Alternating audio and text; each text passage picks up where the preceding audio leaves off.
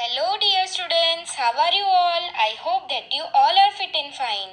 Dear kids, in science, previously I had explained you lesson number 9, the changing weather.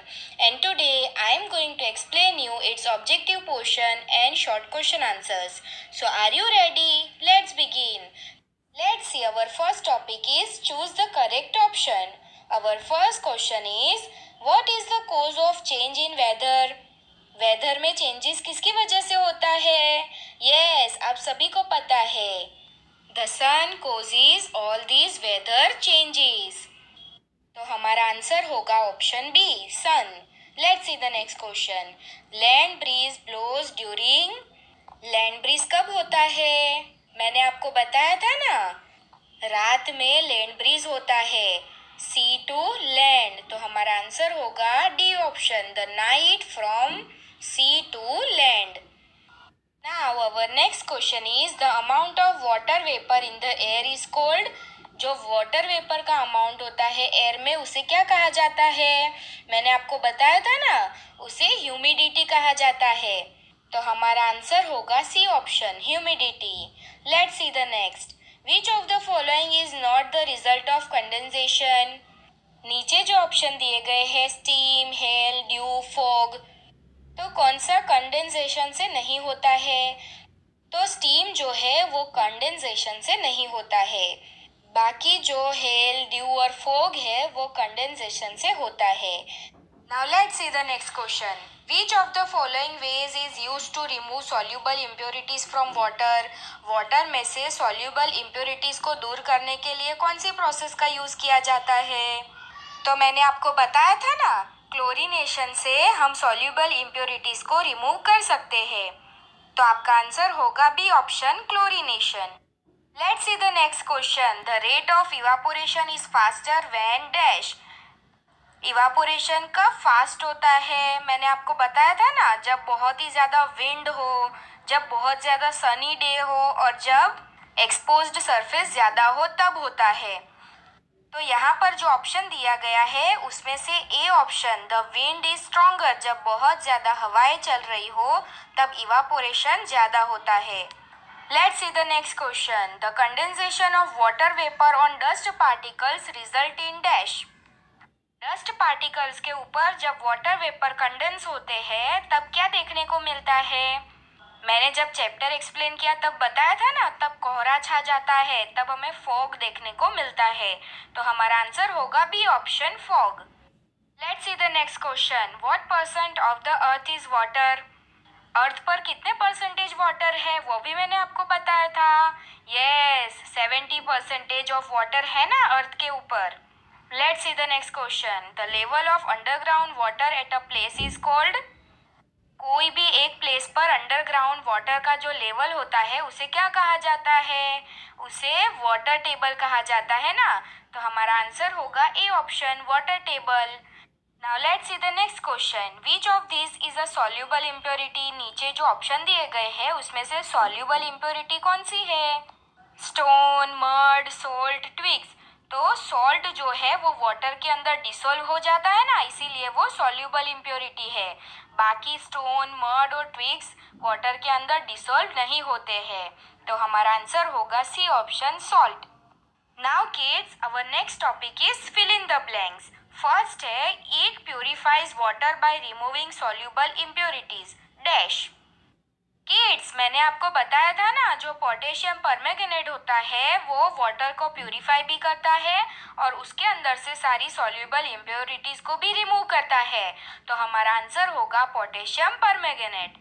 Let's see the next question. A form of condensation seen on grass, grass के ऊपर जो condensation देखने को मिलता है उसे क्या कहा जाता है? तो उसे ड्यू कहा जाता है। Let's see the next. Amount of water vapour in the air is dash, जो वाटर वेपर का अमाउंट होता है एयर में उसे क्या कहते हैं? तो उसे नमी कहा जाता है, मतलब ह्यूमिडिटी। तो हमारा आंसर होगा humidity. Let's see the next. Procedure of cleaning water using a filter paper is dash, filter paper का यूज करके जो हम वाटर को क्लीन करते हैं ना, वो प्रोसेस को क्या कहा जाता है? तो उसे फिल्ट्रेशन प्रोसेस कहते हैं। Let's see the next. An insoluble impurity present in water dash. जो इनसॉल्यूबल इम्प्योरिटीज होती है वाटर के अंदर वो कौन सी होती है? तो स्टोन जो है वो वाटर के अंदर सॉल्यूबल नहीं होते हैं, तो उसे इनसॉल्यूबल इम्प्योरिटी कहा जाता है। तो हमारा आंसर होगा stone. Let's see the next. Process by which water changes into water vapour is dash. Water vapour में कन्वर्ट होता है, तो वो प्रोसेस को क्या कहा जाता है? उसे इवापोरेशन कहते हैं ना। तो हमारा आंसर होगा evaporation. Now kids, let's C true और फॉल्स, और जो फॉल्स सेंटेंस है उसे करेक्ट करके हमें फिर से लिखना है। Let's C, first question is soluble impurities can be removed by decantation. जो सॉल्यूबल इम्प्योरिटीज होती है उसे हम डिकेंटेशन की प्रोसेस से रिमूव कर सकते हैं। तो किड्स, क्या ये सेंटेंस ट्रू है? नहीं है ना, ये सेंटेंस फॉल्स है। जो इनसॉल्यूबल इम्प्योरिटीज है उसे ही हम डिकेंटेशन की प्रोसेस से रिमूव कर सकते हैं।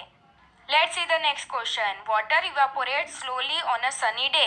जब सनी डे होता है तब इवापोरेशन स्लोली होता है।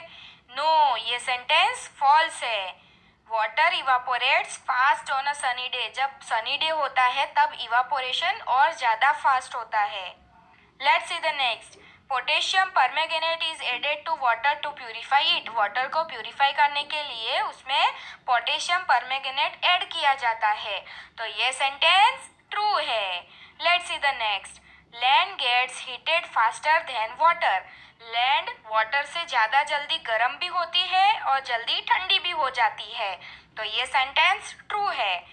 Let's see the next question. The rotation of the earth causes season. Kids, rotation से सीजन चेंज होती है? No, day and night change होते हैं ना। तो सीजन किससे चेंज होते हैं? रिवॉल्यूशन से। तो हमारा आंसर होगा false. Revolution of the earth causes season. Now kids, let's discuss match the list. First है सनी डे। सनी डे में हमें क्या होता है? ज़्यादा पसीना होता है ना, तो फर्स्ट को सी से मैच करेंगे। सेकंड है क्लाउडी डे। जब बहुत ज़्यादा बादल छाए हुए होते हैं तब क्या आती है? बारिश आती है ना। तो हमारा आंसर होगा रेन। थर्ड है कोल्ड डे। जब ठंडे दिन होते हैं तब क्या होता है? जो वाटर ड्रॉपलेट्स होते हैं वो कोल्ड रीजन में फ्रीज हो जाते हैं, तो वो हेल की तरह नीचे गिरते हैं। तो हमारा आंसर होगा हेल। नेक्स्ट है प्लेजेंट डे। जब बहुत ही सुहाना दिन होता है तब क्या होता है? हवाएं चलती है ना। तो हमारा आंसर होगा ब्रीज। नेक्स्ट है ह्यूमिड डे। इवापोरेशन के प्रोसेस से जब वाटर वेपर में कन्वर्ट होता है तब बहुत ही ज़्यादा ह्यूमिडिटी जैसा लगता है, हमें नमी जैसा महसूस होता है। तो हमारा आंसर होगा इवापोरेशन। नाउ किड्स, हमारा नेक्स्ट टॉपिक है ड्रॉ एंड लेबल। तो आपको आपकी CW में land breeze, sea breeze, filtration and water cycle के डायग्राम को ड्रॉ करना है। Now let's discuss question answers. First है why is noon time hotter than evening and morning. Kids, आपने भी नोटिस किया होगा कि इवनिंग एंड मॉर्निंग में हमें इतनी ज़्यादा गर्मी नहीं लगती है जितनी दोपहर में लगती है। तो ऐसा क्यों होता है? Let's see the answer. Noon time is hotter than evening and morning because the sunlight falls directly on the earth. क्योंकि दोपहर में सनलाइट डायरेक्टली अर्थ के ऊपर ही गिरती है, इसीलिए नून में हमें ज़्यादा गर्मी लगती है, और इवनिंग और मॉर्निंग में सनलाइट थोड़ी स्लैंट होके अर्थ के ऊपर आती है, तो हमें इतनी गर्मी नहीं महसूस होती है। Now let's see our next question is list the factors that contribute to faster evaporation. Evaporation fast होने की वजह क्या क्या हो सकती है? तो वो हमने डिस्कस किया था ना। The factors that contribute to faster evaporation are presence of strong wind. जब बहुत ज़्यादा हवाएं चल रही हो तब, greater exposed surface and sunny weather. जब सनी डे हो तब इवापोरेशन फास्ट होता है। Now let's see our next question is why are drops of water seen on the other surface of a cold bottle kept on the table. जो ठंडी bottle होती है उसके ऊपर आपको वाटर ड्रॉपलेट्स देखने को मिलते हैं, तो वो क्यों होता है? Because condensation on the outer surface. क्योंकि कंडेंसेशन की प्रोसेस होती है, इसीलिए बॉटल के ऊपर आपको वाटर ड्रॉपलेट्स देखने को मिलते हैं।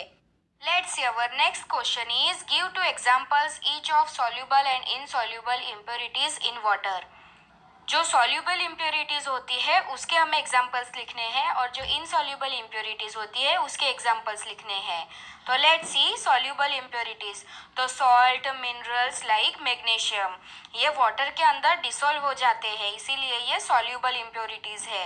And insoluble impurities like stone, twigs, mud, ये वाटर के अंदर डिसॉल्व नहीं होते हैं, तो इसीलिए ये इनसॉल्यूबल इम्प्योरिटीज है। तो किड्स, यहाँ पर हमारे चैप्टर का ऑब्जेक्टिव पोर्शन कंप्लीट हो गया है एंड साथ में ही शॉर्ट क्वेश्चन आंसर्स का एक्सप्लेनेशन भी कंप्लीट हो गया है। आपको आपकी पीडीएफ में से आपकी सीडब्ल्यू में ये वर्क कंप्लीट कर देना है। I hope that you all understand. Thank you for watching. Stay home, stay safe, bye.